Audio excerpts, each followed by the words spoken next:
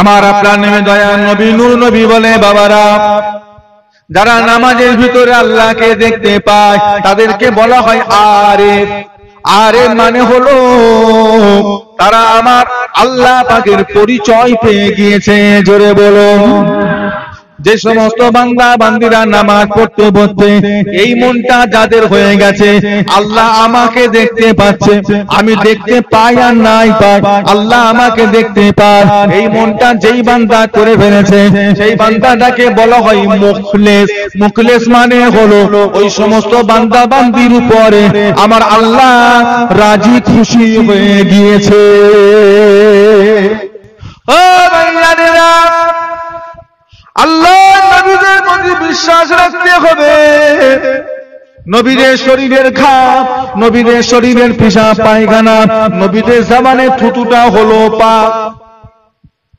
আল্লাহ নবীদের সম্পর্কে বিশ্বাস রাখতে হবে। আল্লাহ নবীরা কবরে যাওয়ার পরে তেনাদের লাশ কবরের মাটি নষ্ট করতে পারে না। ইন্নাল্লাহা হারামা আলাল আরদি আন তাহাকুলা আসাদাল আম্বিয়া, প্রতিটা নবী আলাইহিস সালাম দিগের লাশকে মাটির জন্য খাওয়া আমার আল্লাহ পাক হারাম করে দিয়েছে। নবী আমার জিজ্ঞাসা করে, বাবা আলী, ও হযরত আলী, যখন তুমি নামাজে দাঁড়িয়ে যাও, সাহাবা হুজুররা তোমার পা দেখে ওই তীরটা টান মেরে বার করে ফেলে, তুমি একবারও ওহু বলো না, আহো বলো না, কি ব্যাপার? ও হযরত আলী, যখন তুমি নামাজে দাঁড়িয়ে যাও তখন তুমি কোথায় যাও? হযরত আলী, আর রাসূলুল্লাহ হাবিবাল্লাহ, যখন আমি নামাজের নিয়ত করে দাঁড়িয়ে যাই, নামাজের মধ্যে দাঁড়িয়ে যাই, আমি আলী, আমার তখন মনে হয় আমি আলী যেন আল্লাহর ঘর কাবার ভিতরে প্রবেশ করে গিয়েছে।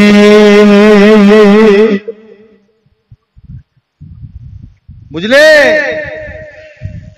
এই হলো নামাজ। নামাজই হতে হবে। যতক্ষণ আমরা নামাজ পড়ব দুনিয়ার কোনো খেয়াল থাকবে না। এই মনটা তৈরি করে। এই মনটা তৈরি করতে গেলে একটা আল্লাহওয়ালা সোহবত, কথা বলবেন তো,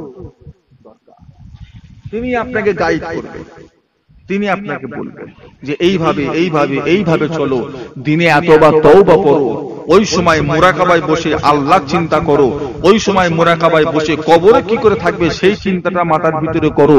এই করতে করতে একদিন আপনার সেই মনটা তৈরি হয়ে যাবে। দুনিয়া দুনিয়া করে হই হই করে এই মন আমরা জীবনেও কোনোদিন তৈরি করতে, শয়তান তো ছাড়া।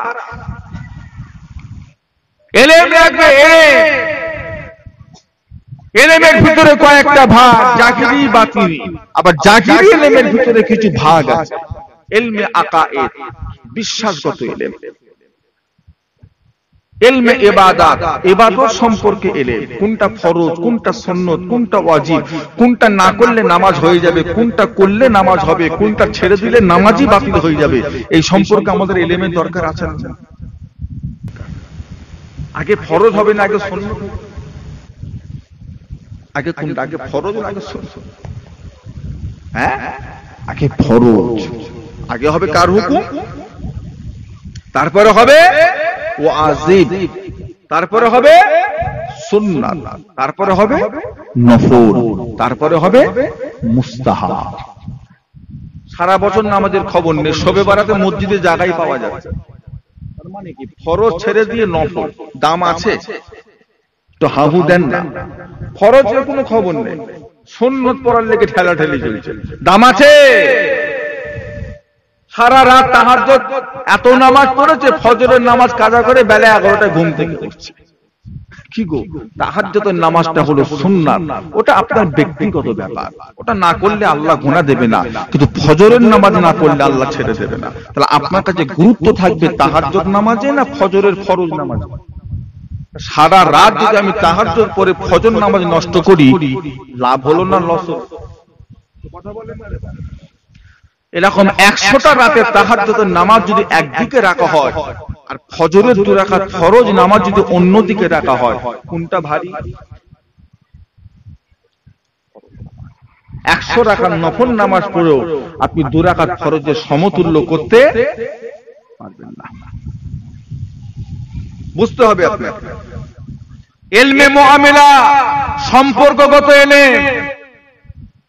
আমরা ছেলে, আমরা মুসলমান, আমাদের জন্য কিছু মহিলাকে বিবাহ করা আল্লাহ হালাল করেছেন, আবার কিছু মহিলাকে বিবাহ করা আল্লাহ কি করেছেন? আমরা আল্লাহকে মানি তো। একটা নাস্তিক পারবে যাকে তাকে বিয়ে করতে, আমরা পারবো? পারবো? আল্লাহ হারাম করেছেন। কাদেরকে হারাম, কাদেরকে হালাল? যাদের সাথে আল্লাহ দেখা দেওয়াটাকে আল্লাহ হালাল করেছেন, তাদের সাথে আল্লাহ বিবাহ করাটাকে হারাম করেছেন। যাদের সাথে দেখা দেওয়াটাকে আল্লাহ হারাম করেছেন, তাদের সাথে বিবাহ করাটাকে আল্লাহ হালাল করেছেন।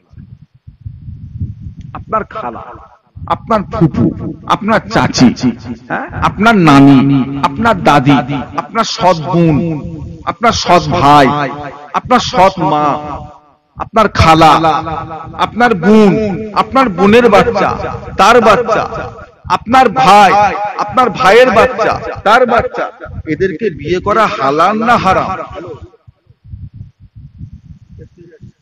হালাল না হারাম? এই জ্ঞান আমাদের রাখতে হবে না হবে না? নাই তো ছেলে খালার হাত ধরে পালাচ্ছে। বুঝতে পারছেন? বড় ভাইয়ের মেয়ে কেটে চলে গেছে, সম্পর্ক হয় মামা, চাচা, সম্পর্ক চাচা, ওকে নিয়ে কেটে পড়েছে। এই মুআমিলা সম্পর্কে জ্ঞান রাখতে হবে না হবে না? আপনার ছেলেকে বুঝাতে হবে না হবে না? এই ওর সাথে বিয়ে করা তোর হারাম। ছোট থেকে যদি এই শিক্ষা পায়, তার ছেলেটার অন্তরে ওই মেয়েটার প্রতি একটা ঘৃণা পয়দা হবে। হবে না হবে না? আর যদি আপনার এই শিক্ষা যদি ছেলে না পায়, তাহলে ওর সঙ্গে খারাপ কাজ। এটা হালাল হলো না হারাম হলো? আবার এখন হয়ে গেছে ফেসবুকের যুগ। ফেসবুকের যুগ বলে ওই 6 মাসে ফেসবুকে চ্যাট করে ওই মেয়েটার সাথে ছেলেটার এত মহব্বত হয়ে গেছে, 4 বছরের স্বামীর মহব্বত কমে গেছে, 2টো বাচ্চার মহব্বত কমে গেছে, রাত 2 করে ওর সাথে বেরিয়ে চলে গেছে। 6 মাসের মহব্বত 4 বছরের মহব্বতকে ছুঁড়ে ফেলে দিয়েছে। এই যে মেয়েটা বেরিয়ে গেল, বেরিয়ে গিয়ে কোনো কোর্টে টোটে গিয়ে, কলাঘাটে হোক কি হাওড়া হোক উলবেরিয়া হোক, কোর্টে গিয়ে বিয়ে শাদী করলো, সম্পর্ক করে কলকাতায় ঘর ভাড়া নিয়ে আছে। আচ্ছা, এই যে বিবাহটা হলো, এটা হালাল হলো না হারাম হলো? প্রথম পক্ষ তালাক দিয়েছে, ও যে নিয়ে চলে যে বিয়ে করলো, এটা হালাল হলো না হারাম হলো? হ্যাঁ, ওদের যে ছেলে বলে হবে, হালাল জাদা হবে না হারাম জাদা হবে? ওই ছেলেগুলোর পিছনে নামাজ পড়লে নামাজ হবে? ওই হারামজাদা ছেলেদের পিছনে নামাজ হবে? এবার ও যখন বড় হয়ে বিয়ে করবে, ওর ছেলে পুলেগুলো কি হবে? আমার কথা বুঝতে পারছি? ক্লাসে পড়তে পড়তে সম্পর্ক হয়ে এক জায়গায় ইজাব কবুল হয়ে বিয়ে হয়ে গেল, কোটে টোটে হয়ে গেল। ছেলের বাপের পাওয়ার ক্ষমতা আছে, মেয়েকে তুলিয়ে চলে এসেছে, একটা অন্য ছেলের সঙ্গে বেঁধে দিচ্ছে, বিয়েটা হবে? কথা বলছে না? তাহলে প্রথম পক্ষ কি করে রেখেছে সে আপনার জ্ঞান রাখতে হবে না? ইলমে মুআমিলা। একটা ছেলে একটা মেয়েকে বিবাহ করলো, আর যদি সঙ্গে সঙ্গে তালাকও দিয়ে দেয়, তারপরও কি ওই মেয়েটার অন্য জায়গায় সঙ্গে সঙ্গে বিয়ে দেওয়া যাবে? কতদিন অপেক্ষা করতে হবে বলেন না? কদিন বললো? 3 মাস 10 দিন। মেয়েটাকে কোন জায়গায় বিবাহ শাদী দেওয়া যাবে না। এই 10 দিন, 3 মাস 10 দিন অপেক্ষা করে তারপরে আপনি বিয়ে দেন। আর তুমি 15 দিনের মাথায় বিয়ে দিচ্ছ, তার মানে এগুলো হালাল হচ্ছে না হারাম হচ্ছে গো? জ্ঞান রাখতে হবে বাবা। এই ইলম আমাদেরকে রাখতে হবে। ইলমে আকায়েদ, আকায়েদ মানে বিশ্বাস। আমরা মুসলমান, মুসলমান মুসলমান কটা জিনিস বিশ্বাস করে তাকে মুসলমান বলা হবে? তো হাহু দেন না। মুসলমান হতে গেলে কটা জিনিসকে বিশ্বাস করতে হবে গো? না হয় 5টা না, কটা? আপনারা কি বলছেন কটা? তো হাহু দেন না, কটা? আমি বলছি আপনারা গোনেন।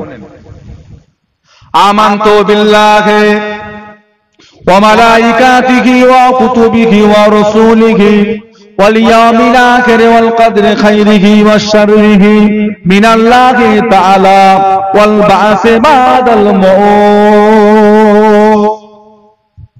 কটা হলো? আপনারা কি বিরক্ত হচ্ছেন, কষ্ট পাচ্ছেন? তা কটা হলো বলেন?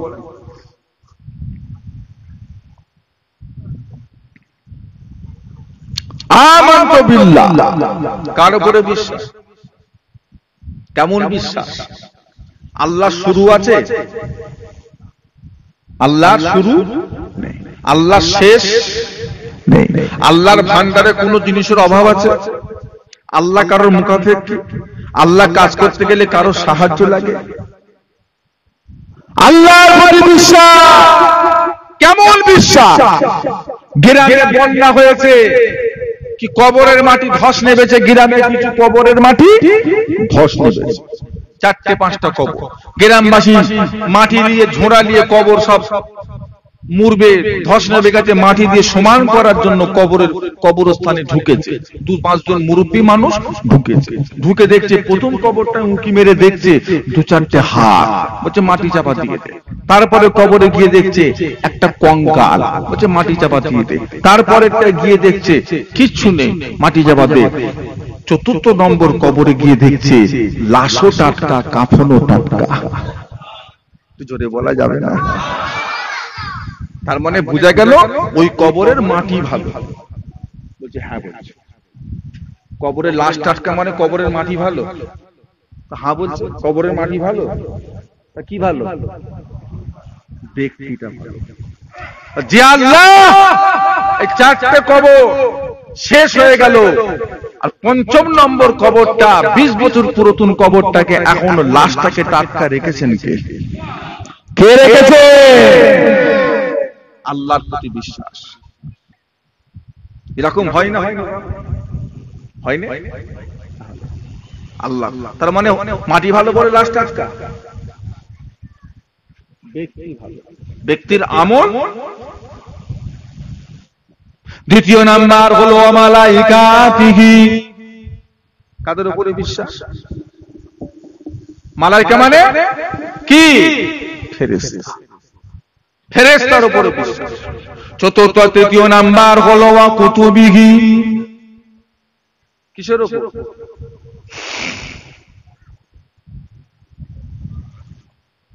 কিসের উপরে বিশ্বাস? কুতুব মানে কিতাব। আসমান থেকে মোট কটা কিতাব এসেছে? কটা? 104।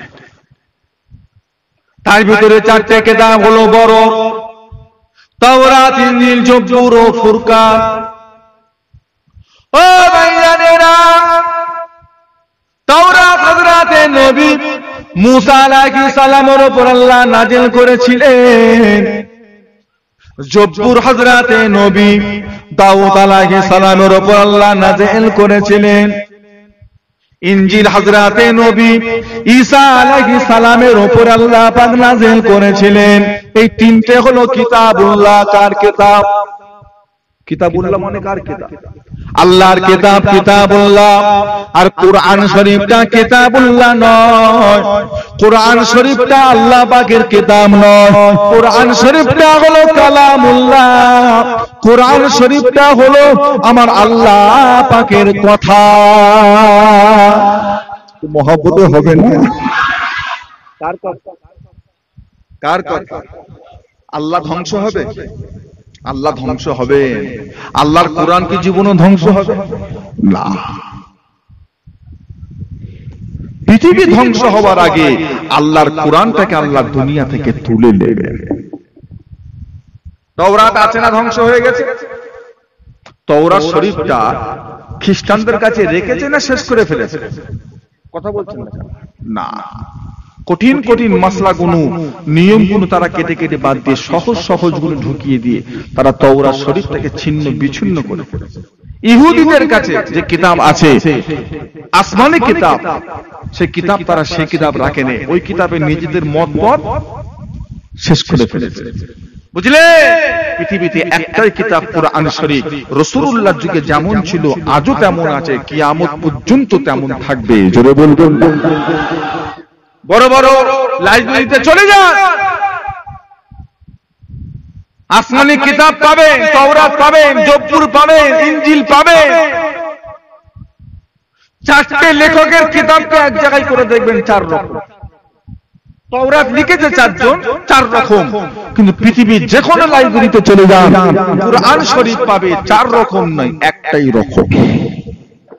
এর কোনো পরিবর্তন 1450 বছরও হয়নি, কিয়ামত পর্যন্ত তাম পৃথিবীর কোরআন যদি জ্বালিয়ে পুড়িয়ে শেষ করে দেওয়া হয়, পৃথিবীতে যে কোন রকমের ভাষা রয়েছে প্রত্যেকটা ভাষায় আবার কোরআন তৈরি হয়ে যাবে। কোরআনটাকে আল্লাহ মানুষের সিনাতে আল্লাহ রেখে দিয়েছে, সিনা। এ ধ্বংস করা যাবে না। কত ধ্বংস করবি কর, কত ফেলবি ফেল। হ্যাঁ, বাংলায় বলেন, উর্দু বলেন, ফার্সি বলেন, তেলেগু বলেন, মারাঠি বলেন, গুজরাটি বলেন, আরবি বলেন, ফ্রান্স বলেন, রাশিয়ার ভাষা বলেন, তুর্কির ভাষা বলেন, মিশরের ভাষা বলেন, প্রত্যেকটা ভাষায় আবার কোরআন লেখা হয়ে যাবে। জোরে বলবেন না? প্রত্যেক ভাষারই হাফেজ সাহেব ওনারা খালি তেলাওয়াত করবে, আর আলেমরা পাশে বসে বসে শুধু সেম কোরআন তৈরি হয়ে যাবে, পরিবর্তন হবে না। যেহেতু কথাটা কার? আমার আল্লাহ ধ্বংস হবে না, কোরআন শরীফ ধ্বংস। চতুর্থ নাম্বার হলো রাসূলিহি। এগুলো বিশ্বাস করতে হবে। কোরআনের শুরু থেকে শেষ কার কথা?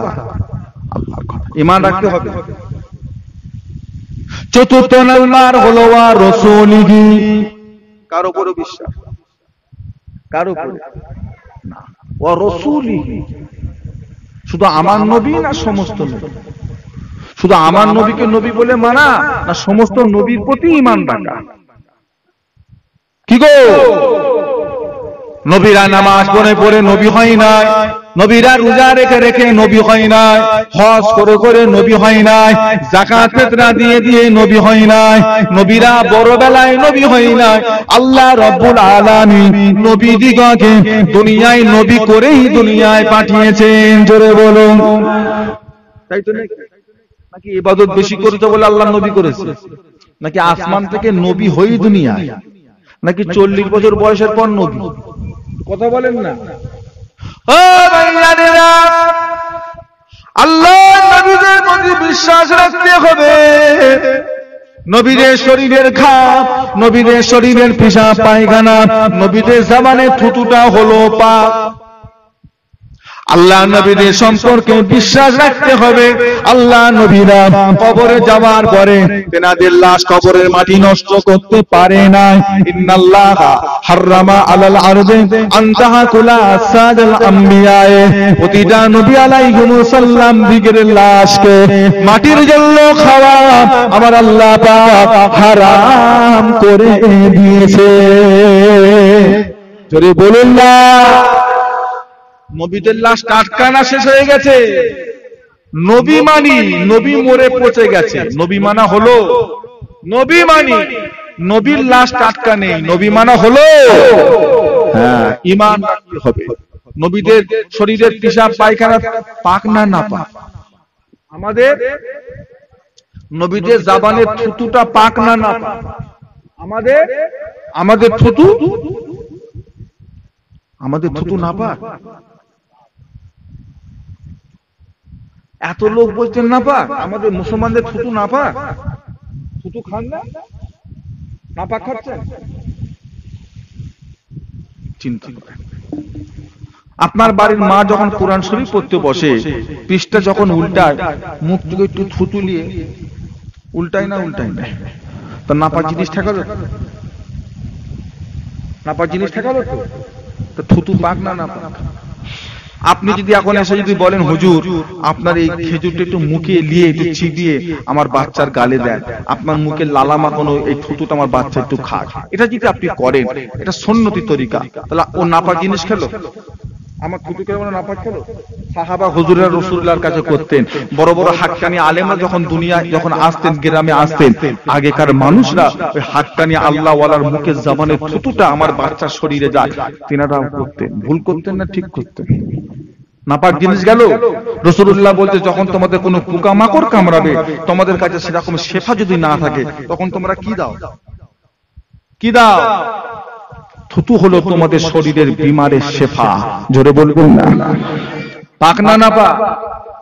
আপনি জানেন আপনার গালে যদি থুতু না আসতো, লালা না আসতো, আপনার পেটের ভাতটাই হজম হতো না।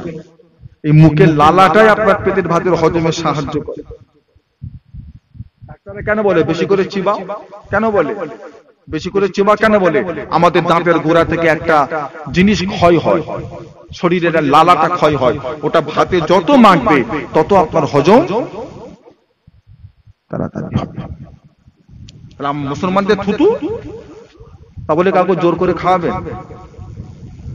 তা বলে মসজিদে ফেলবেন? কথা বলবেন তো? এই পাক মসজিদে ফেলবেন? নওয়াজবিল্লাহ। পাক মানে মসজিদে ফেলতে হবে? পাক মানেই কি খেতে হবে? মাটি পাক না না পাক? কথা বলে না। মাটিটা পাক না না পাক? একটু খাবেন? বাড়িতে কুটুম আসবে, বিস্কুট দেবেন, চানাচুর দেবেন, ফল দেবেন, আর একটা পিরিচে করে এতটা মাটি দেবেন। মাটি তো পাক দেবেন? পাক মানেই যে খেতে হবে এটা সেটা নয়। সব পাক জিনিস খাওয়া না, যেটা যেখানে ব্যয় করে সেটা সেখানে ব্যয় করতে হবে।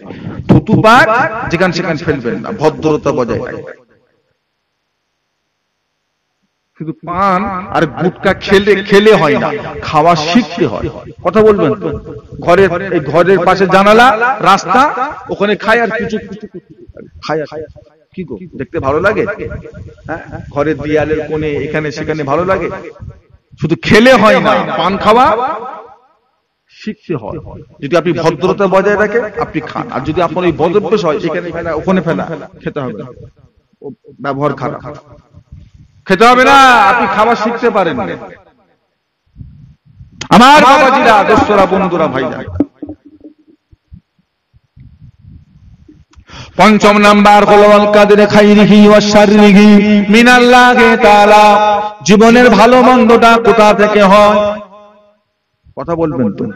কতদিন আমরা বাঁচবো, কিভাবে আমরা বাঁচবো, দুনিয়ায় আমরা কিভাবে চলাফেরা করব, দুনিয়াতে আমরা ইজ্জতে থাকবো না বেইজ্জতি হব, বড় লোক হব না গরিব লোক হয়ে থাকবো, আমরা দুনিয়াতে কোন রোগে মরবো, কি কি রোগ আমাদের হবে, কত টাকার মালিক হব, কত বিঘে জমির মালিক হব, কতলা ঘর করতে পারবো, কি হবে না হবে, সব আমাদের কোথায় লেখা রয়েছে? নসিব, তকদিরে। কোথায়? যেটা আল্লাহ পাক, যে বাজেট আল্লাহ পাস করে দিয়েছে, আচ্ছা এর থেকে কিছু বাড়বে? সবার এই বিশ্বাস আছে? যে বাজেট আল্লাহ পাস করে দিয়েছে এর থেকে কিছু কমবে? জোরে বলো না। বাড়বেও না, বাড়বেও না, কমবেও না। এই বিশ্বাস সবাই করেন? হ্যাঁ সবাই করে। লটারির টিকিট কারা কাটে? কথা বলে না। লটারির টিকিট কারা কাটে? বারবার নিয়ে। ওর যদি এই বিশ্বাস হতো যেটা আল্লাহ তকদিরে লিখে দিয়েছে, এর থেকে আমি কিছু বাড়াতে পারবো না, তাহলে হারাম কারবারে যেত? কথা বলছেন না কেন? ও হারাম জায়গায় যেত? ও কি এটা বিশ্বাস করে যে আল্লাহ ওর রিজিকটাকে হারাম উপায়ে রেখেছে? আপনি বিশ্বাস করেন আমাদের রিজিক হারাম উপায়ে আসবে না হালাল উপায়ে আসবে? কথা বলছেন না কেন? লটারির টিকিট কেন কাটবেন? লটারির দোকান শুধু অন্য ধর্মের পাড়াদের পাড়ায় চলে না, এখন মুসলমান পাড়া এলাকাতেও চলছে। দোকান বেড়ে গেছে না কমে গেছে? এরা নসিবকে মানে, তকদির মানে। তাহলে কটা জিনিস মানলে তাকে মুসলমান বলা হবে? তার ভিতরে তকদির আছে না? না। কোন মুসলমান যদি তকদিরকে যদি অবিশ্বাস করে, সে দাঁড়িয়ে রেখো ইমানদার না কাফের? কথা বলছেন না কেন? কোন মুসলমান যদি তকদিরকে যদি অস্বীকার করে, সে যতই নামাজ পড়ুক সে ইমানদার না কাফের? তকদিরকে মেনে নেওয়াটা ইমানের একটা মূল অংশ। তওবা করে যা করেছে তওবা করে। আল্লাহ জান্নাতের দরওয়াজা খোলে আবার বন্ধ করে, জাহান্নামের দরওয়াজা খোলে আবার বন্ধ করে। তওবার দরজা উম্মতে মুহাম্মাদির জন্য 24টা ঘন্টা আল্লাহ খোলা রেখে দিয়েছে। একটু মহব্বতে বলা যাবে, রাত হোক, দিন হোক, দুপুর হোক, সকাল হোক, বিকেল হোক, একবার তওবা করেন যে আল্লাহ যা করেছি আল্লাহ আমি জীবনে করিনি, আল্লাহ তুমি আমাকে মাফ করে দাও। আল্লাহ তো মাফ করবেই, সম পরিমাণ আল্লাহ সওয়াব দিয়ে আল্লাহ খাতা ভরিয়ে দেবে। মহব্বতে বলা যাবে না। খবরদার, হারাম ব্যবসা করছো, ঘরের বুড়ো মা বাপটাকেও হারাম খাওয়াচ্ছ, আর ছোট ছোট ছেলেগুলোকেও। এরা আলেম হবে? কথা বলে না। এই যে ছেলে ছোট থেকে হারাম খেয়ে মানুষ হচ্ছে, ওই ছেলে হাফেজ হবে, আলেম হবে? এই ছেলেগুলো বাপের কিয়ামতে উপকারে আসবে? তোমার বাপ কত বড় নামাজি আল্লাহওয়ালা, সে চিন্তা করছে বুড়ো বয়সে দুনিয়া সব কাজ ছেড়ে শুধু নামাজ পড়ছে, আর তুমি হারাম ইনকাম করে বাপটাকে খাওয়াচ্ছ। তোমার বাপ তো কালিয়া কুকটা চাই না, তোমার বাপ তো মোটা মোটা ঘি চাই না, তোমার বাপ তো মোটা দুধের তরকারি তো চাই না, দুধ চাই না। তোমার বাপ চাই বুড়ো বয়সে সামান্য ডাল, এতটুকু আলু ভর্তা, একটু নরম ভাত। বাপ খুশি না? তোমাকে কে ওসব জোগাড় করতে বলেছে? ভাই হারাম হালালকে এক করে সপ্তাহে দুদিন খাসি তোমায় কে খাওয়াতে? এই যে খাসি খাইয়ে, গরু খাইয়ে, ভালো ভালো জিনিস খাইয়ে, হারাম খাইয়ে মানুষ করছো, এরা কিয়ামতে উপকারে আসবে?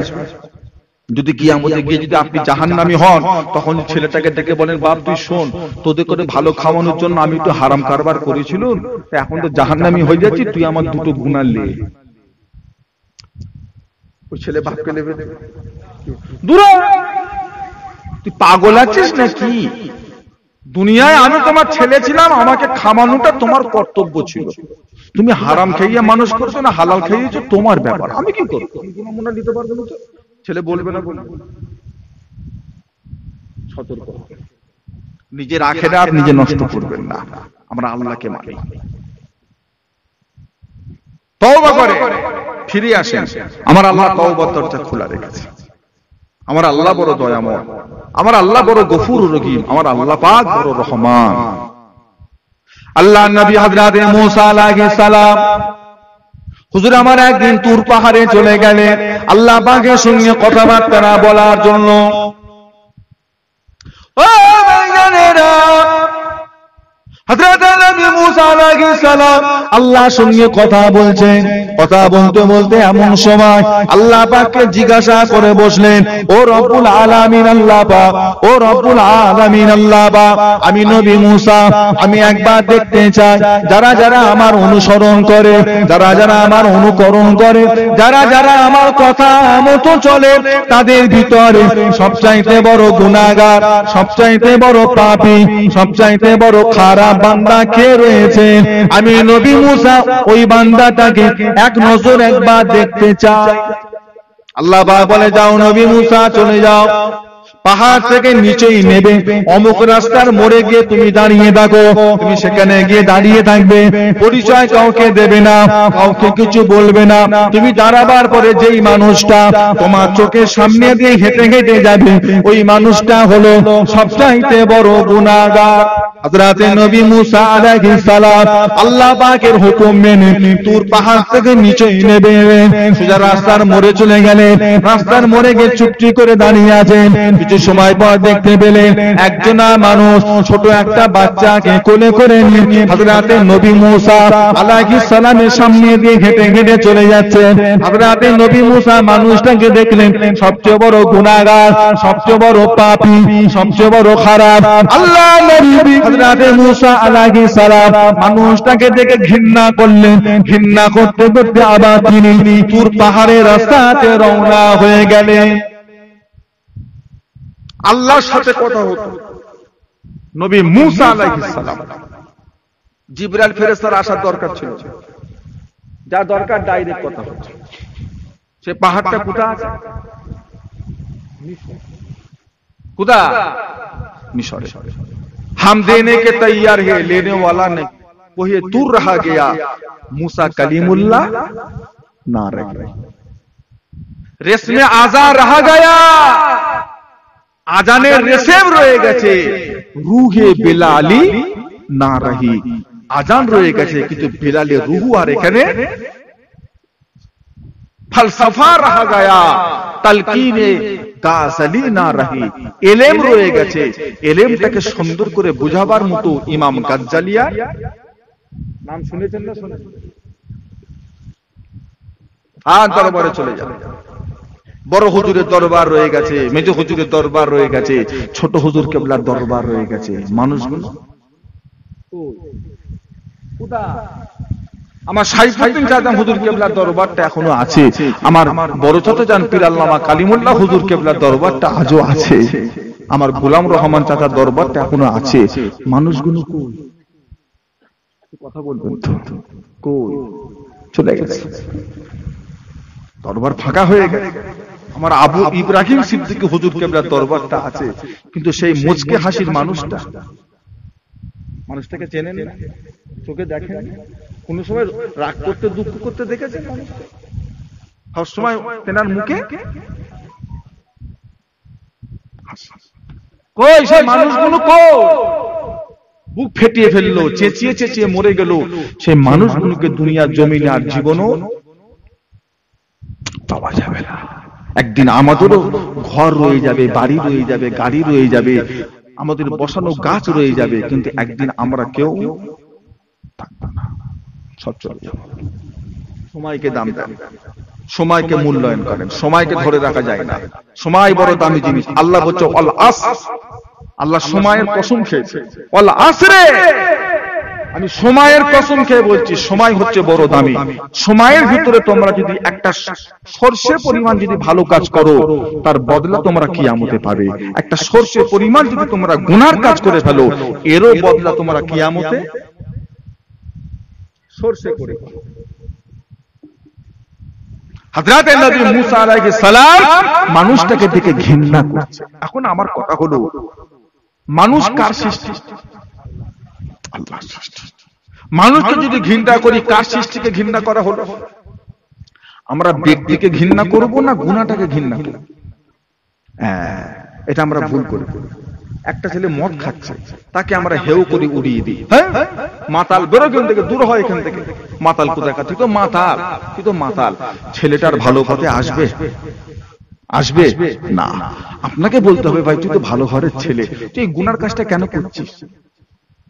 তোর জন্য এসব সাজে, তুই তো ভালো ভালো মানুষ, তুই আল্লাহকে মানিস, নবীকে মানিস, তুই খারাপ কাজে কেন যোগ দিচ্ছিস?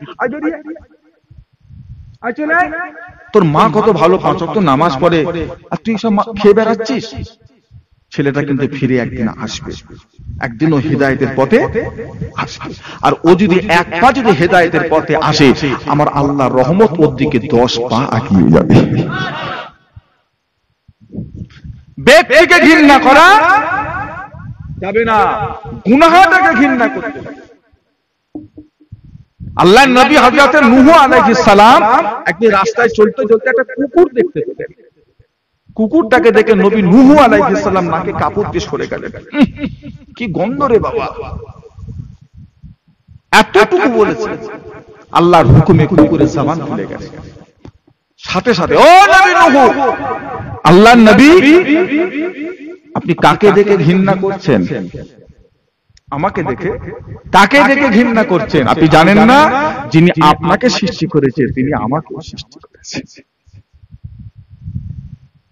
আপনার চেহারা সুরাত যেমন তেনার পছন্দে, আমারও চেহারা সুরাত। কথা বলবেন তো? আপনি আমায় ঘৃণা করছেন মানে আপনি আল্লাহর সৃষ্টিকে ঘৃণা করছেন। নবী নূহ আলাইহিস সালাম কুকুরের কথাটা শুনে টানা 10 বছর তিনি কেঁদেছিলেন। কেঁদে কেঁদে তেনার চোখের গোড়াগুলো কালো হয়ে গেছিল। তারপরে ওনাকে মানুষ ডাকতো নূহ বলে। নূহ মানে হলো কন্দনকারী, কান্নাকাটিকারী, তাকে বলা হয় নূহ। যেমন আমাদের পাড়ায় আইসক্রিম ওয়ালা যখন ঢোকে, আমরা তার কেউ নাম ধরে ডাকি না, আমরা বলি ও আইসক্রিম ওয়ালা। এটা কি ওনার নাম? নূহ, নূহ নবীর নাম নয়। নূহ বলা হতো সবসময় কি করতেন? আল্লাহ, আমি আপনার সৃষ্টিকে ছোট করে ফেলেছি। আমরা তো দাম দিই না। রাস্তায় একটা কুকুর শুয়ে আছে, মোটরসাইকেলে পায়ের উপর চলে গেল। চায়ের দোকানে গেলাম, কুকুর আছে, একটা লাথি মেরে সরিয়ে দিলাম। কখনো কি এটাই মাথায় রেখেছি যিনি আমাকে সৃষ্টি করেছেন তিনি ওকেও সৃষ্টি করেছেন? এই কথাটা কি কখনো মাথায় রেখেছি আমরা? তো হাবু দেন না। আসলে কুকুরটা সৃষ্টি কার? ওই গরুটা সৃষ্টি কার? ওই বাড়ির ছাগলটা কার সৃষ্টি? আপনি তো মাশাআল্লাহ মশারি খাটিয়ে শুয়ে পড়লেন, আর ওই যে ছাগলটাকে সারা রাত যে মশা কামড়েছে, 1 মিনিট ঘুমোতে পারেনি, তার কথা কি একবারও মনে পড়েছে? আপনি ভেবেছেন ছাগল, বাদ দেন, বাদ দেন। হ্যাঁ, আপনি ছেলের বিয়ে দেবেন, মেয়ের বিয়ে দেবেন, বরযাত্রী আসবে, কসাইটাকে ডেকে বলে দিলে কালকে 1000 লোক খাবে আমার বাড়িতে, ফজরের আগে গোশ যেন পৌঁছে যায়, নাই ঝামেলা হয়ে যাবে। 30 হাঁড়ি রান্না, ছেলে খেলা নয়, 20 হাঁড়ি রান্না, ফজরের আগে গোশ পৌঁছে দিবি। ফজরের আগে যদি বাড়িওয়ালার বাড়িতে যদি গোশটা পৌঁছাতে হয়, ওই কসাইটাকে গরুটা জবাই করতে হবে।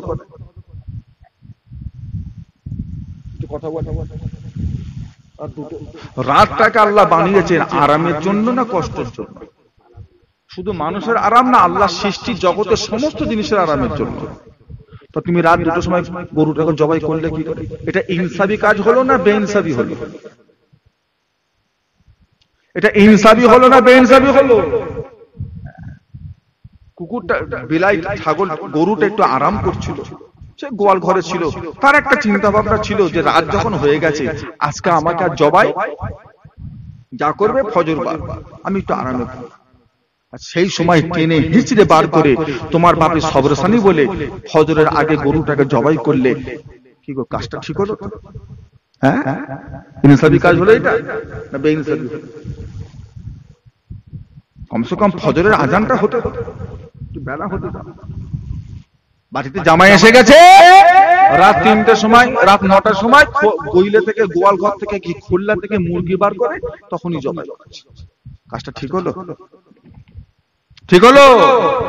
আবার জবাই করছে কি এমন একটা ছুরি, ধার বলে কিছু নেই, ভূতা, কাটেও না ছাড়েও না, শুধু পেঁচাচ্ছে, শুধু পেঁচাচ্ছে, শুধু পেঁচাচ্ছে। ও অবলা জানোয়ারের জানটাও বেরোচ্ছে না, আর এই ছাড়েও শুধু পেঁচাচ্ছে। কাজটা ঠিক হচ্ছে? আল্লাহ রসুলের হুকুম মোতাবেক কাজ হচ্ছে? হ্যাঁ। আপনাকে যদি ডাক্তার যদি ওটির ভিতর ঢুকিয়ে আর অপারেশন করার সময় যদি ভূতা ছুরিতে শুধু পেঁচায় কেমন হবে? ও, আপনার জানটা জান, ওদের জানটা জান। আপনার শরীরটা শরীর, ওদের শরীরটা শরীর না। ওরা ঠান্ডা গরম কষ্ট আরাম ব্যারাম ওদের বোঝার ক্ষমতা আল্লাহ দিয়েছে না? তুমি এই মুরগিটাকে আবার একটু পরে খাবে, ওর জানটাকে অত কষ্টে বার করে ওই মুরগিটাই তুমি খাবে, তোমার একটু ইনসাফ করা দরকার। এটা আমি খাবো, এটা আমি রান্না করে খাবো, জিনিসটা যেন হালাল ভাবে হয় সেদিকেও লক্ষ্য রাখার দরকার আছে না নাই? আল্লাহ রসুল বলেছে ছুরিটাকে ধার দাও, কত এত তীক্ষ্ণ ধার করো অবলা জানোয়ারটার রুহুটা যাতে সহজে যাতে বার হয়ে যায়। তীক্ষ্ণ ধার করো, ও যেন বেশি কষ্ট। লক্ষ্য রাখবেন, ধরা পড়তে হবে। আপনি এটা মনে করবেন না গরু ছাগল বলে ও কোনো অসুবিধা নেই, সৃষ্টি আল্লাহ। হ্যাঁ, একা একা মুরগি দেওয়া, আবার এখন পায়ে করে ধরেছে লেস্টার, এটা কি খাওয়া যাবে? হারাম। ওই মুরগির গোশত খাওয়া হারাম, ওটা হালাল হচ্ছে না। ওটা কি জবাই হচ্ছে? ওটা হারাম জবাই হচ্ছে, চলবে না, কোনদিন চলবে না। মাথায় টুপি নেই, পেশাব করে পানি নেই, উনিকে মুরগি জবাই করছে।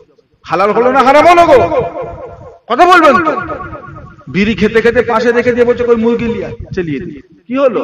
হালাল হলো না হারাম হলো? বিসমিল্লাহ কই, বিসমিল্লাহকে আল্লাহু আকবার, আল্লাহর নাম কই, কার নামে কাটলে? কার নামে কাটলে? উজু আছে, মাথায় টুপি আছে, মাথায় ঘিরা আছে, তাহলে কার নামে কাটলে? আমরা লাশ যেভাবে রাখি, মানুষ মারা গেলে যেভাবে রাখি, অবলা জানোয়ারকে তার ঠিক উল্টো, তার ঠিক। আমি তো এখন নামাজ পড়ি, এটা পশ্চিম তো, তাহলে আমরা লাশের মাথা রেখে কোন দিকে? কোন দিকে? উত্তরে।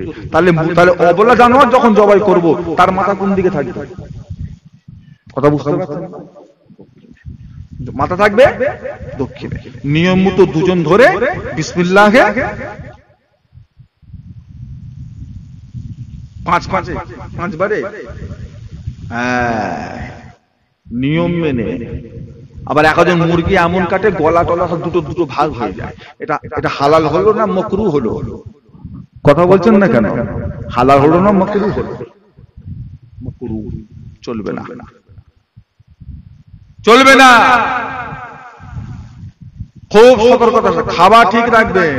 নামাজ পড়ি, রোজা রাখি, হজ করি, যাকাত দিই, দান করি, জিকির করি, ফিকির করি, কোরআন পড়ি, যাই করি, সর্বপ্রথম কোন জিনিসটা হালাল হতে হবে গো? কথা বলে না। এই পেটে যদি হারাম ঢুকে যায়, তুমি নামাজ পড়ে পড়ে কপাল আর হাঁটু কালো করে ফেলে, লাভ আছে?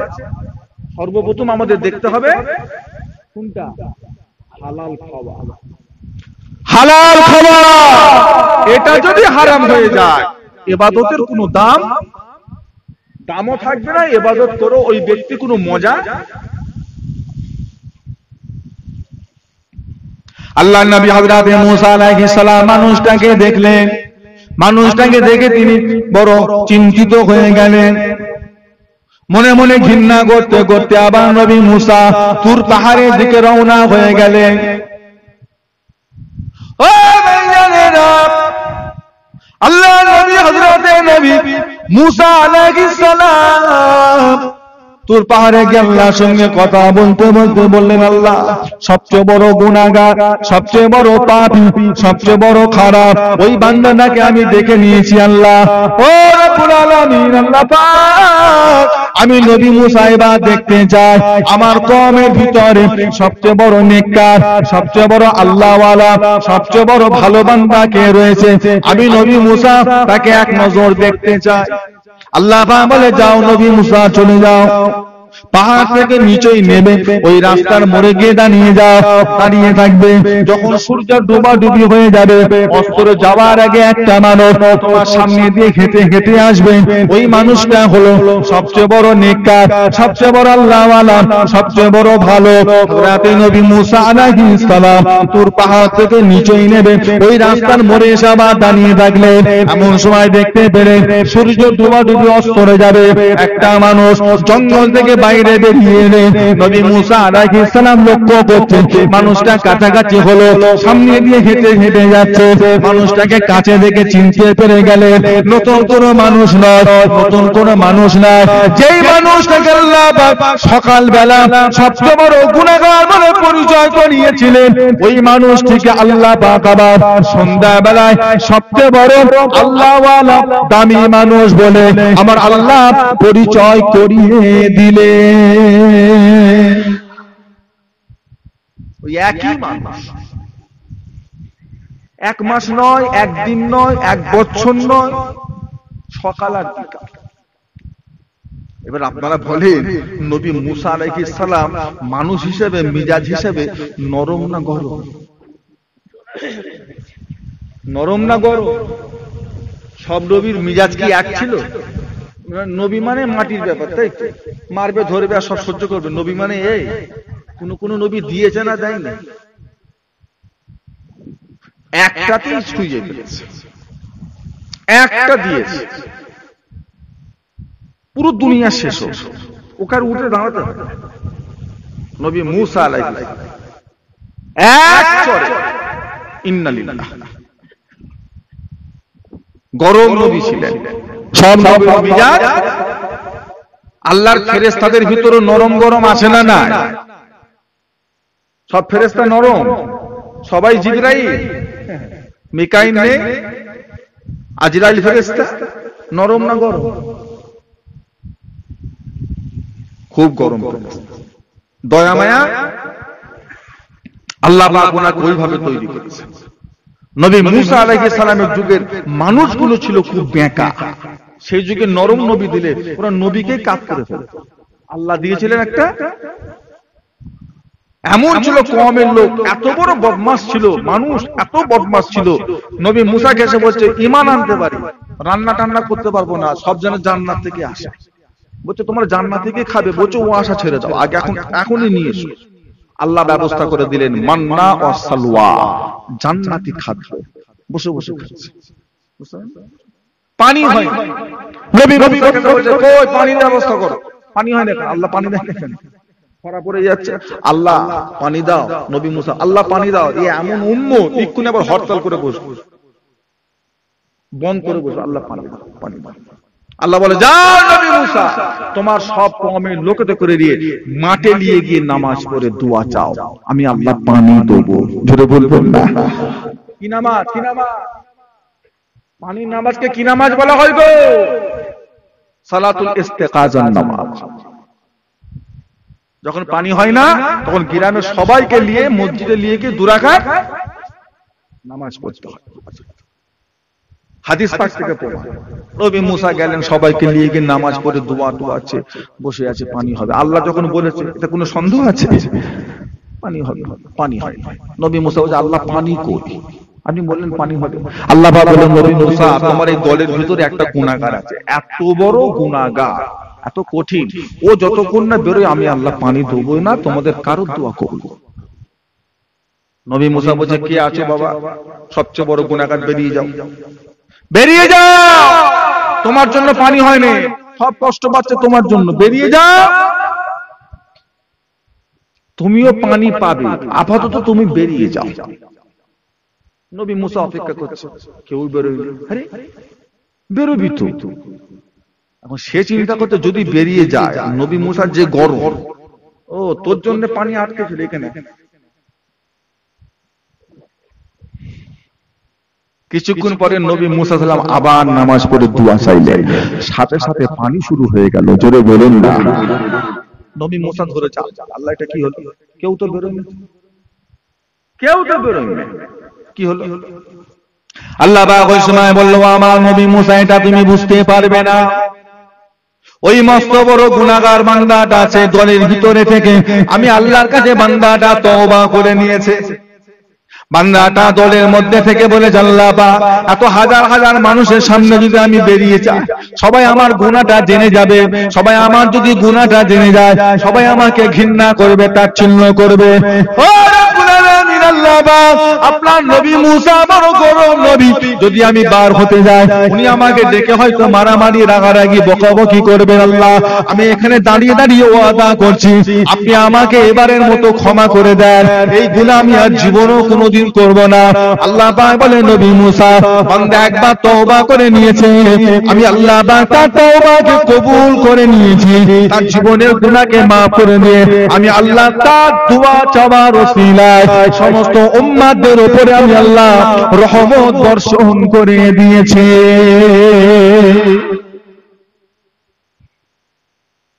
বুঝলে? উনি নরম নবী না, কি নবী? কিন্তু আমাদের নবী নরম, বুড়ি কাঁটা দেয়। আমি এবারে মক্কা শরীফ গেছিলাম হজে, আল্লাহ পাক নিয়ে গেছিলেন, 1 মাস আগে উমরায় গেছিলাম, ওখানে তায়েফে ঘুরতে গেলাম। তায়েফ যেখানে আল্লাহ রাসূল একটু ঘুরতে গেছিলেন, বেড়াতে গেছিলেন। তায়েফের লোকেরা কি করেছিল গো? আহা, রাসূলুল্লাহকে মেরেছে, তারা আমার নবীকে মেরেছে। তায়েফের আবহাওয়াটা খুব সুন্দর, জমিন থেকে 2000 ফুট উঁচুতে, পুরো পাহাড়ের রাস্তা। আমার নবী কি কষ্ট করে গেছিলেন, কি কষ্ট করে রাসূলুল্লাহ গেছিলেন। দেখলাম সেই জায়গা যেখানে আল্লাহ রাসূল যেখানে হেলান দিয়েছিলেন, আর পিঠের রক্ত সেই পাথরে লেগে আজও সে পাথর লাল হয়ে আছে, ঘিরে রেখে দিয়েছে। আর বুড়ি কি করতো? নামাজের সময় কি দিত? কাঁটা দিত। আমার নবী পাক কাঁটা সরিয়ে নামাজে যেতেন। একদিন আল্লাহ রাসূল দেখছে রাস্তায় কাঁটা নেই। হাই হাই, কাঁটা নেই কেন? সেই বুড়ি তাহলে আসছে না নাকি? কাঁটা নেই কেন?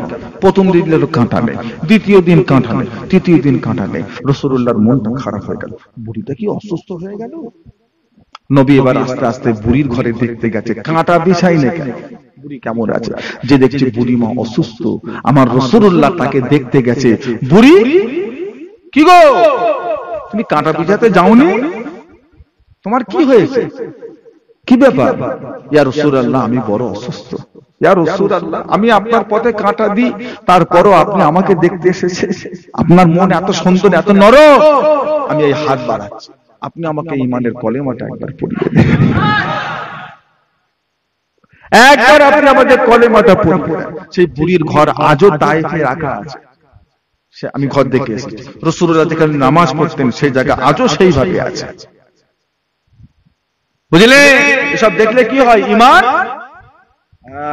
মজবুত হয়। শুধু ঘরে বসে থাকলে হবে না, টাকা জমালে হবে না, বাবা একটু খরচা করতে হবে, যেতে হবে। দীঘায় গিয়ে বসে থাকলে হবে না, ঘোড়ার দিন শিখছে। দীঘায় যাচ্ছে, গোয়ায় যাচ্ছে, কলকাতায় যাচ্ছে, কি হবে? কিচ্ছু শিখতে পারবে। জায়গার মতো জায়গায় যাও, জানতে পারবে। ওলি আল্লাহদের দরবারে যাও, তাদের জীবনী পড়ো, তারা কি করে আল্লাহর ওলি হয়েছে এটা তুমি জানতে পারবে। আমি তো পরশুদিন বাংলাদেশ থেকে ফিরলাম, 15 দিন 16 দিনের সফর ছিল। আমি চলে গেলাম সিলেট। হযরতে শাহজালাল রহমাতুল্লাহ আলাইহি, হযরতে শাহ পরান রহমাতুল্লাহ আলাইহি হুজুরদের মাজার জিয়ারত। ইয়ামান দেশে বাড়ি, শাহজালাল ইয়ামানি। আল্লাহর দ্বীন ইসলাম প্রচার করতে করতে কোথাকার মানুষ কোথায় এসে পড়ে আছে। আমরা 14 দিন 15 দিন থেকে ছেলে পুলে লেগে মন খারাপ হয়ে, বাচ্চা কাচ্চা কি করছে, কি খাচ্ছে দেখতে পাই না, আব্বা আব্বা করে কানে বললে বুকটা ছ্যাঁকা দিয়ে উঠে। আর ওনাদের মাজার দেখছে, চিন্তা করছে, বাপ ছেড়েছে, মা ছেড়েছে, ফ্যামিলি ছেড়েছে, জমি জায়গা ছেড়েছে, আনন্দের ঘুম ছেড়ে দিয়ে কোথায় ইয়ামান আর কোথায় বাংলাদেশ চলে এসেছে আল্লাহর দ্বীন প্রচার করার জন্য। তাদের ওসিলাতে আমরা টুপি পেয়েছি, তাদের ওসিলায় দাড়ি পেয়েছি, তাদের ওসিলায় জুব্বা পেয়েছি, তাদের ওসিলায় পাগড়ি পেয়েছি, তেনাদের ওসিলায় আজ আমরা মাদ্রাসা, মসজিদ, মক্তব পেয়েছি। কথা ঠিক না ভুল? যা আমরা দেখতে পাচ্ছি ইসলামিক জিনিস, সব এগুলো আমরা আল্লাহর ওলিদের ওসিলায় পেয়েছি। তারা যদি মনে করতো আমরা বেরোবনি, ঘরে বসে থাকবো, খাদা হুজুর যদি মনে করতো আমি আমার ঘরেই ঠিক আছি, ভারতে যাওয়ার দরকার নেই, তাহলে আজকে আমাদের মাথায় আর টুপি থাকতো। সব ত্যাগ করে দিয়েছে। কোথাকার মানুষ কোথায় চলে এসেছে। আমার বাবাজিরা, দোস্তরা, বন্ধু, আল্লাহর নবী হযরত মুসা আলাইহিস সালাম মানুষটাকে দেখে চিনতে পারলেন। সকালবেলা এই মানুষটাকে আল্লাহ গুনাহগার বলে পরিচয় করালেন, এখন আবার নেককার কেমন করে হয়ে গেল? ও জানেরা, হযরত নবী মুসা আলাইহিস সালাম তুর পাহাড়ে চলে গেলেন। ও রব্বুল আলামিন, আল্লাহ পাক এই মানুষটাকে আপনি গুনাহগার বলে সকালে পরিচয় করিয়ে দিলেন, আবার সন্ধ্যাবেলায় নেককার কেমন করে হলো? আল্লাহ পাক ওই সময় বললেন, নবী মুসা, ও আমার নবী মুসা, এটা তুমি বুঝতে পারবে না, তবে শুনে রাখো নবী মুসা, ওই বান্দা যখন সকালবেলা জঙ্গলে যখন প্রবেশ করেছিল, ওর কোলে একটা ছোট বাচ্চা ছিল। ওই বাচ্চা তার বাপকে জিজ্ঞাসা করেছিল, বাবা, জঙ্গল তো অনেক বড়, জঙ্গলের থেকে বড় কি আর কিছু আল্লাহ সৃষ্টির ভিতরে আছে? বাপটা জবাব দিল, বাবা ছেলে, জঙ্গলের থেকে বড় হলো আল্লাহ পাকের পাহাড়, পাহাড় অনেক বড়। ছেলেটা আবার বলে, বাবা গো, পাহাড়ের থেকে বড় আর কি কিছু রয়েছে? ছেলের বাপটা জবাব দেয়, বাবা ছেলে, পাহাড়ের থেকে বড় হলো আল্লাহ পাকের আসমান, আসমানটা অনেক বড়। ছেলেটা আবার জিজ্ঞাসা করেছিল, ও আমার আব্বাজান, আল্লাহর আসমানের থেকে বড় আর কি কিছু আছে? মানুষটা কাঁদতে শুরু করে দিল।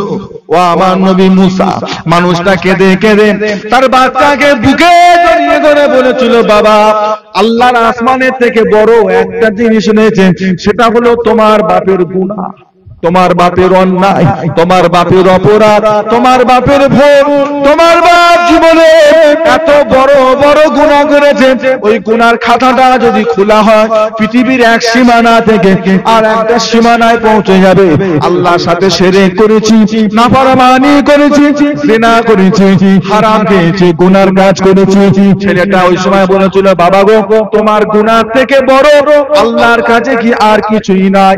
আল্লাহ কি কাছে তোমার গুনাহটাই কি সবচেয়ে বড়? এর থেকে বড় কি আর কিছুই নাই? তখন তার বাপটা জবাব দিল, বাবা ছেলে, আমার গুনাহ থেকে বড় আল্লাহ রাব্বুল আলামিনের কাছে একটা জিনিস আছে, সেই জিনিসটা হলো আল্লাহ পাকের রহমত।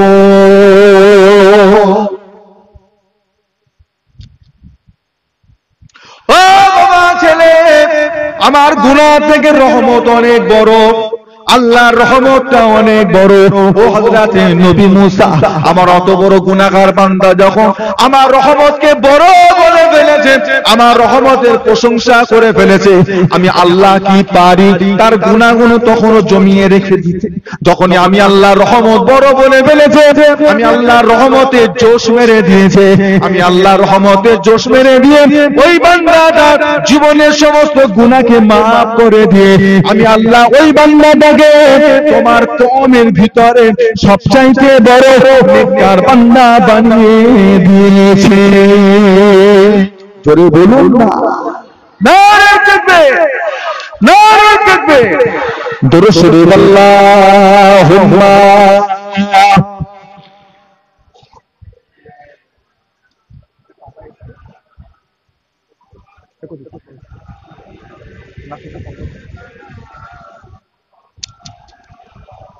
মোহাম্মদের সাথে আল্লাহুম্মা।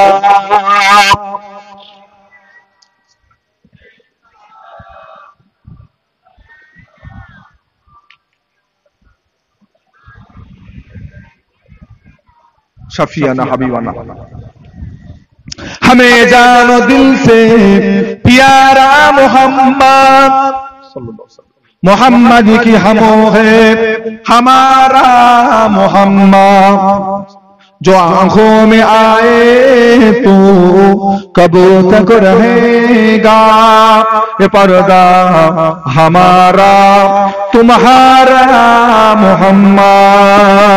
अल्लाहुम्मा सल्ले अला मौलाना मोहम्मद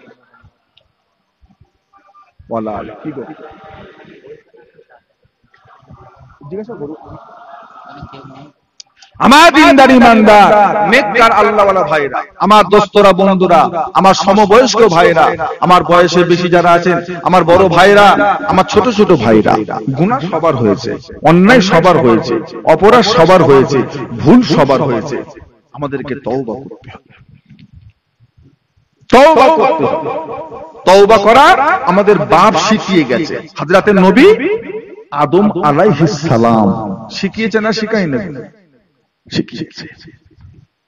তওবা আমার নবী শিখিয়েছে। তওবা হযরতে নবী ইউনূস আলাইহিস সালাম শিখিয়েছিলেন। মাছের পেটে কতদিন ছিলেন? কথা বলো 40। তারপরেও আল্লাহ মাছের পেট থেকে উদ্ধার করেছিল না করেনি? কোন দুয়ার ওসিলায়? কোন দুয়া?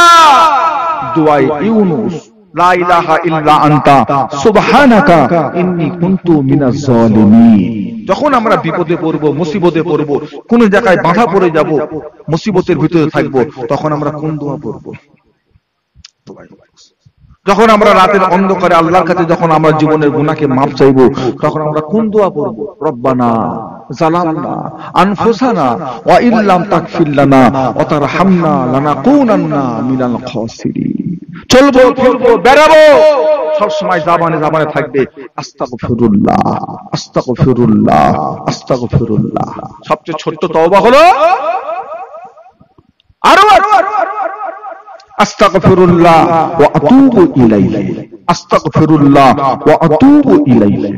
এটা করে আরো আছে আস্তাগফিরুল্লাহাল্লাযী লা ইলাহা ইল্লা হুয়াল হাইয়ুল কাইয়্যুম ওয়া আতুবু ইলাইহি। এটা পড়ে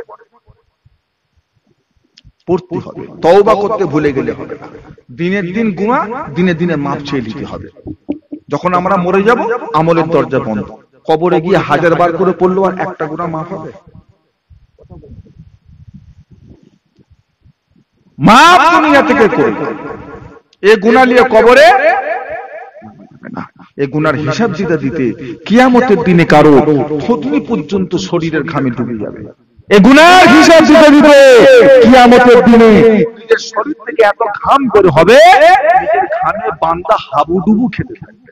এই হিসাব দিতে দুনিয়ার গুনাহ দুনিয়ায় মাপ চেয়ে দেন। প্রত্যেক নামাজের শেষে সালাম ফিরিয়ে 5 বার হোক 7 বার হোক আস্তাগফিরুল্লাহ, আস্তাগফিরুল্লাহ, আস্তাগফিরুল্লাহ, আস্তাগফিরুল্লাহ মনে থাকবে ইনশাআল্লাহ। মাপ চেয়ে নেবে, মাপ চেয়ে নেবে। গুনাহ ঘাড়ে করে রাখা যাবে না, গুনাহ গুলিয়ে ভরে যাবে। আমি জানি ভুল আবার হবে, আমরা গুনাহ করব, আবার সেই গুনাহ করব, এটা হবে শয়তানের ধোঁকায়। কিন্তু মাপ চেয়ে নেওয়াটা হলো ঈমানদারের কাজ।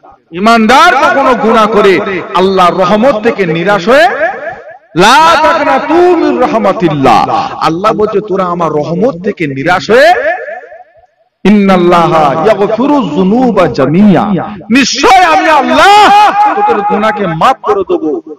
হুয়াল গফুরুর রহিম, আমি আল্লাহ হলাম তোদের জন্য বড় ক্ষমাশীল। জোরে বলবেন না? বান্দা গুনাহ করে, অন্যায় করে, অপরাধ করে, আমার আপনার নবী, দয়া নবী, নূর নবী সাহাবা হুজুরদেরকে নিয়ে ঘটনা শোনাচ্ছেন। আল্লাহ নবী বলে আইয়ামে জাহালিয়াতে জামানায় একটা মানুষ 99টা খুন করেছে, 99টা। ও ভাইজানেরা, বান্দাকে ঘুরতে ফিরতে বান্দার মনটার মধ্যে চাইলো আমি এবার আল্লাহর কাছে মাপ চেয়ে ভালো হয়ে যাব। বান্দা তলোয়ারটা পিঠের মধ্যে রেখে দিয়ে ঘুরে ফিরে আর কেঁদে কেঁদে বলে 99টা খুন করেছি, আমার গুনাহকে আল্লাহ মাফ করবেন। 99টা খুনের আমি আসামি, আল্লাহ কি আমাকে ক্ষমা করবেন? আল্লাহ কি আমাকে মাফ করে দেবেন, ক্ষমা করে দেবেন? চতুর্দিকে বান্দা ঘুরে ফিরে আর কেঁদে কেঁদে বেড়ায় 99টা আমি খুন করেছি, আল্লাহ কি আমাকে আর মাফ করতে পারবেন না? একটা সামনে বান্দা সে দাঁড়িয়ে গেল, কি খবর? বান্দা বলে আমি 99টা খুন করেছি, আল্লাহ কি আমাকে মাফ করবেন না? আল্লাহ ক্ষমা করবেন? বান্দা বলছে 99টা, বলছে হ্যাঁ। এই গুনার মাফ হয়? হবে না? বলছে না, এত গুনাহ কি আর মাফ হয়? তরোয়ালটা বার করে ওকেও দিয়েছে, যখন মাফ নেই তোকেও রেখে দাও 100 টাকা। মাপ যখন নেই আর একটা বাকি রেখে দাও, কাঁদছে। 100টা খুনের আসামি আমি, জীবনে আমি 100 খানা খুন করেছি, আল্লাহ কি আমাকে আর মাফ করতে পারবে? একটা বান্দা সামনে, কি খবর? বলছে 100টা খুন করেছি, আল্লাহ কি আমাকে মাফ করবে? বলছে হ্যাঁ মাফ করবে, হ্যাঁ মাফ করবে, তবে অমুক জায়গায় একটা আল্লাহর ওলি বান্দা বসে আছে, তুমি যদি তেনার হাত ধরে যদি তওবা করতে পারো, আল্লাহ তোমার জীবনের সমস্ত গুনাহ আল্লাহ মাফ করে দেবে। তাহলে এই যে আমরা ওলি আল্লাহদের কাছে গিয়ে পাগড়ি ধরে তওবা করি, এই নিয়মটা আজকের নিয়ম। কথা বলছেন না কেন? আমরা যে পীর ওলি আল্লাহর দরবারে বসে বসে থাকি, তেনাদের যে তাওয়াজ্জু পাওয়ার জন্য, নেক নজর পাওয়ার জন্য, এটা আজকের নিয়ম। কথা বলবেন তো? আমরা পীর ওলি আল্লাহদের পায়ের জুতো হোক, হাতের লাঠি হোক, মাথার পাগড়ি হোক যদি পাই, চুমু খাই, চোখে বুলাই, বুকে বুলাই, আজকের নিয়ম। কথা বলছেন না কেন? সেরে এটা করা সেরে বেদাত। আল্লাহর নবী হযরত ইয়াকুব আলাইহিস সালামের চোখ দুটো অন্ধ হয়ে গেছিল। কোন নবী চোখ অন্ধ ছিল? কোন নবী? মায়ের পেট থেকে অন্ধ না ছেলের জন্য কেঁদে কেঁদে? ঘটনা জানেন না জানেন?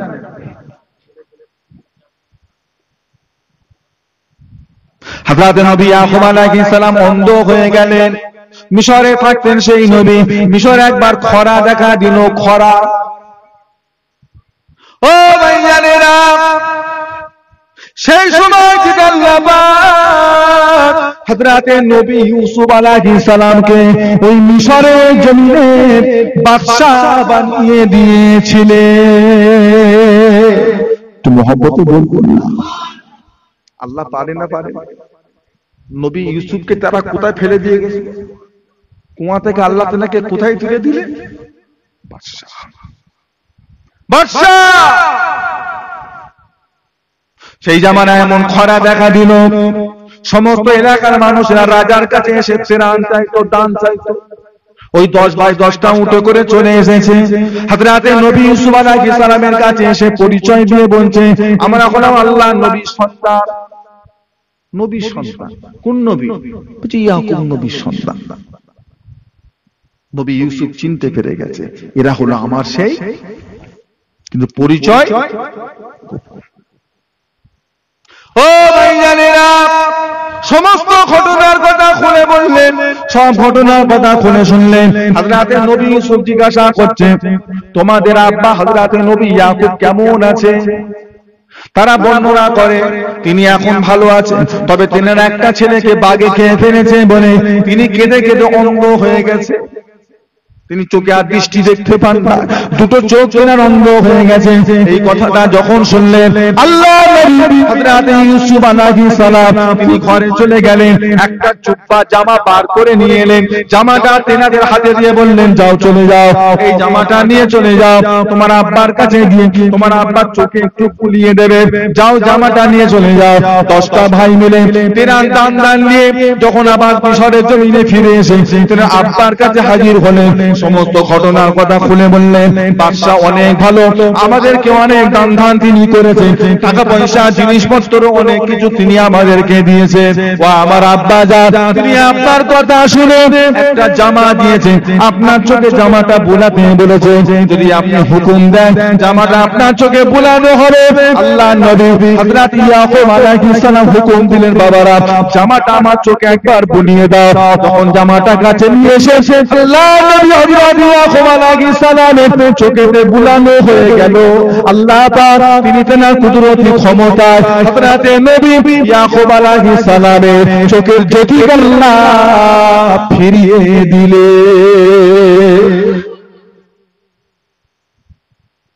কে ভালো করলো?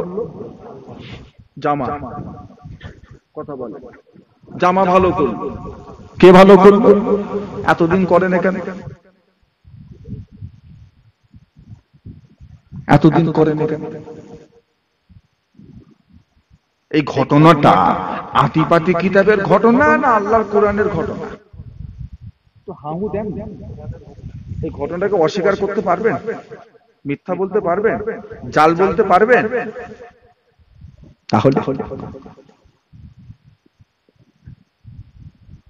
তাহলে কোরআনটাকেও আল্লাহর নবী ইয়াকুব আলাইহিস সালামের চোখের জ্যোতি ফিরাতে একটা ওসিলা লেগেছে না লাগে? কথা বলবেন তো? ভালো আল্লাহ করেছে, ওসিলা হলো কি? জামা। কোন নবী? ইউসুফ আলাইহিস সালামের শরীরের জুব্বা। ইউসুফ নবীর সাথে ওই জামার একটা সম্পর্ক ছিল, ওই জামাতে নবী ইউসুফের তাওয়াজ্জু ছিল, সেই তাওয়াজ্জুতে আল্লাহ নবী ইয়াকুব আলাইহিস সালামের চোখের জ্যোতিকে আল্লাহ ফিরিয়ে দিয়েছিলেন। জোরে বলবেন না? তো মহব্বতে বলা যাবে না? তাওয়াজ্জু মানেন না মানেন না? ওসিলা মানেন না মানেন না? এটা শিরক হলো না সহি কাজ হলো? ওই যে জামাটা চোখে দিলেন, এটা শিরক হলো না সহি কাজ? আমার কাছে যদি মেজো হুজুর কেবলার একটা টুপি থাকে, আমার কাছে যদি কোনো দাদা হুজুর কেবলা যদি শরীরের দুটো জুতো যদি আমার কাছে থাকে, আমার কাছে ছোট হুজুর কেবলার হাতের লাঠিটা যদি থাকে, আমি সেটাকে নিয়ে চুমু খাই, যদি একটু আদর করি, যদি একটু শরীরে বোলাই, শিরক হবে?